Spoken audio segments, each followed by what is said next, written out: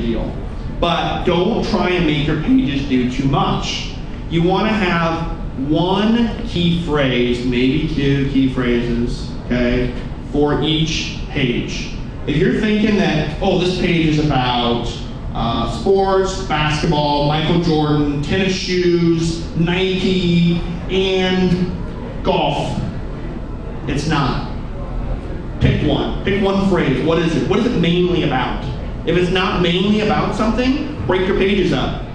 Have two pages. One's about Michael Jordan and his Nike tennis shoes. One's about Michael Jordan playing basketball, right? Maybe two different basketball teams, okay? Gotta make that decision. So I'm now headed back to the H2 tag. H2 tag should be no more than 2x the number of H1 tags. So if you didn't listen to me and you put more than one H1 tag on the page, okay, you'll kind of be okay as long as you don't go over 2x on your H2 tags. This is like a table of contents. Okay, if you go back, way back to when we all read books, right, instead of read blogs, when you look at the table of contents, that's how this web page is broken up. You know, H1 would be the maybe chapter headings, right? H2s would be like subsections of the chapter, etc. So H2 tag, maybe two on the page. Again, SEO emphasis. It's not for a certain font size. You've got to get your designers to change that. Bold, H3, italics, URL, etc. I frankly don't know which one weighs more than the other. You can read a bunch of opinions about it, okay? I've tested pages, and you know, we get called, LA Times gets called every 2 minutes, Chicago Tribune every 5 minutes, okay? So when I make a change, I know how much of an impact it makes. I'm not seeing bold being that much different than an H3 tag as far as emphasis on the page. So don't get too hung up on, you know, the finer details down in here. Italics, is it more than bold? I don't think so, but I don't know for sure. So let's, again, don't get too hung up on this stuff. The URL, however, you gotta have your key phrase in the URL. Here's why. When someone links to you, that, if you have the key phrase in your URL, that will be a relevancy factor. Okay? Not only are you then driving popularity, maybe authority, depending on where it's coming from, but you can now drive relevancy if you have your keyword in there. Because that keyword is passed through that URL back to your site. So try and have your URL to have your key phrase that you're looking for. You're trying to rank well for. All right, this is an example of what the metadata looks like. You'll see we have, I'll use my fancy link pointer. Michelle Obama's dress. That's what we were shooting for. Okay, we were shooting for Michelle Obama's dress. And who made Michelle Obama's dress plus photos? Okay, that's what we ran. By the way, we ranked #1 in Google before the inauguration day. So for election night, we ranked #1. Okay, I repurposed this for inauguration day, which I'll talk about towards the end of this presentation. And we still ranked #1 for Michelle Obama's dress. So anytime in the future, if there's anything about Michelle Obama's dress that shows up in the news, we'll be using that same page and dropping in new stories for it. Okay?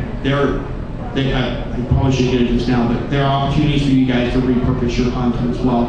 Okay? Think about, you know, Sony HDTV, if you're ranking well for it, be careful. You know, that Sony HDTV that's hot today may be different than what it is 6 months from now, right? Maybe feature a different TV on there. Be careful, don't change your page too much because you already have this huge opportunity for a ton of eyeballs coming to you, so don't screw it up, okay? Number 2, description. This is what the description looks like.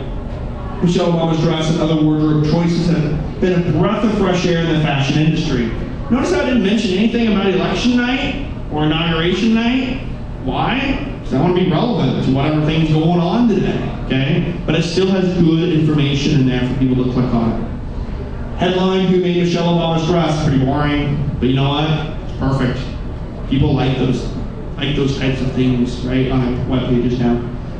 Subhead, Michelle Obama's dress. That wasn't actually used, so I made it up. Here's the URL. Notice how I got Michelle Obama dress in there. Why? Because I'm trying to rank off Michelle Obama dress. And then that's not actually the name of the URL, but anyway. All right. So let's talk about keywords. How do we find? Yeah, go ahead. I noticed in that URL that you didn't have the S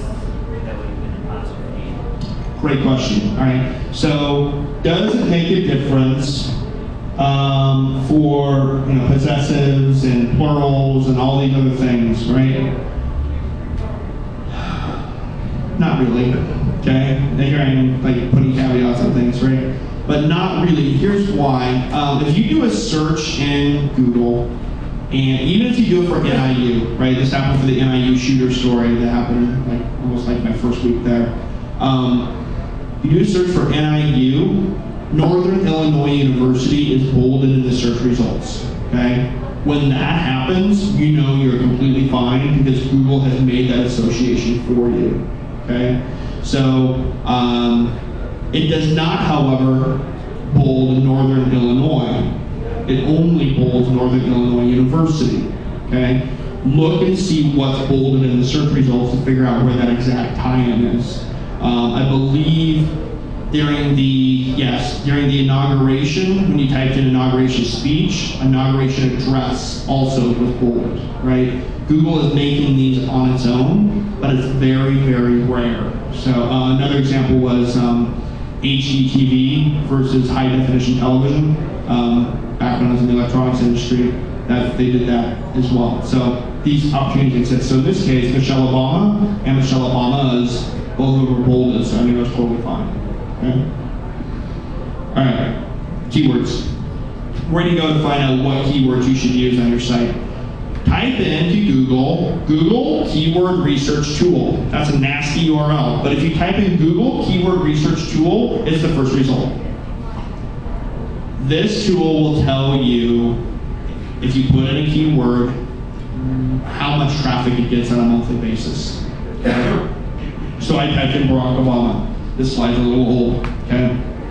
This was for December, okay? In December, there were 13.6 million searches for Barack Obama, okay? There were also 823,000 searches for the misspelling of Barack Obama, and then another 400,000 searches for the other misspelling of Barack Obama. Even though Google says, did you mean Barack Obama? Okay, people still do this. So there's an opportunity for 1.2 million searches on the misspelling of then the president-elect's name, okay? Now you would think, oh, there's no way Chicago Tribune is going to go after something like that, right? Or maybe you would think, no, they'll definitely do it that rack, right? Whatever, right? But this is what we did. We thought creatively. We thought, okay, we can't have headlines with the misspelling of his name in there, but what we can do is we can have in the bottom left-hand corner of the page a little box that says common misspellings for Barack Obama. And in there, we put those other phrases in there. Last time I checked, it's been like 60 days. We ranked number 1 for both of those misspellings for his name.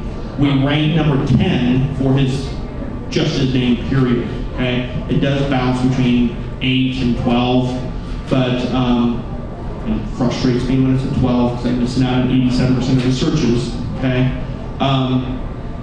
But that's one way you can think kind of about creatively, like what other opportunities exist. So, again, Google Keyword Research Tool. The other thing you can find out is related topics on something, right? So in this case, I looked at Barack Obama, and I went, okay, Barack Obama biography? Wow, 300,000 queries for that. I looked at her site, Barack Obama's life. No. It's not Barack Obama's life, it's Barack Obama's biography, okay? We changed it. That page no longer says Barack Obama's life. It says Barack Obama's biography. Why? Because that's what people were looking for, okay? Next thing, Barack Obama's speech. You know what it was? Barack Obama's, what was it? Address, I think is what it was, okay? We changed that, Barack Obama's speech. Why? Because we're finding opportunities to capture more eyeballs for our content, okay? You gotta do this type of stuff. Next thing, I'm trying to figure out how much value search engine optimization is driving to the company. This little bar right here, all these green bars, it gives you an idea of how expensive these keywords are to buy. Left side of Google, search engine optimization. 70%, that number's rough, okay?